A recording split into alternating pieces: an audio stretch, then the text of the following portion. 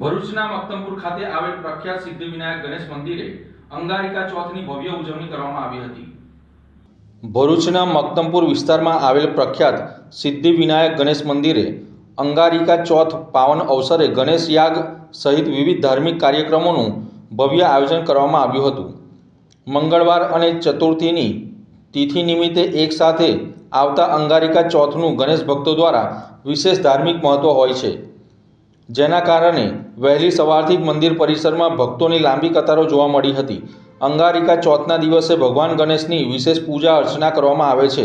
આ દિવસને વિઘ્નહર્તા દુંદાળા દેવને લાડુનો ભોગ લગાવવામાં આવે છે, તેમજ ગણેશજીને અતિ પ્રિય એવા મોદક, લાલ જાસૂદ, ગોળ તેમજ પૂજા સાથે વિવિધ આરાધનાઓ પણ કરવામાં આવી હતી।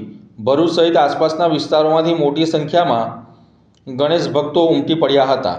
આ અવસરે મંદિર ખાતે વહેલી સવારથી જ અનેક ધાર્મિક કાર્યક્રમો યોજાયા હતા।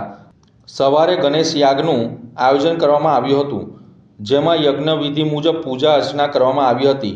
યાગ પૂર્ણ થયા બાદ ભક્તોએ ભગવાન ગણેશના દર્શન કરીને પૂજન અર્ચન કર્યું હતું અને પ્રસાદી ગ્રહણ કરી મહાઆરતીમાં ભાગ લીધો હતો।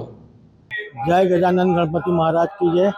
આજનું મારું નામ સંજય શાહ, ગણપતિ સિદ્ધિવિનાયક ગણપતિ મંદિર મક્તમપુર ભરૂચ।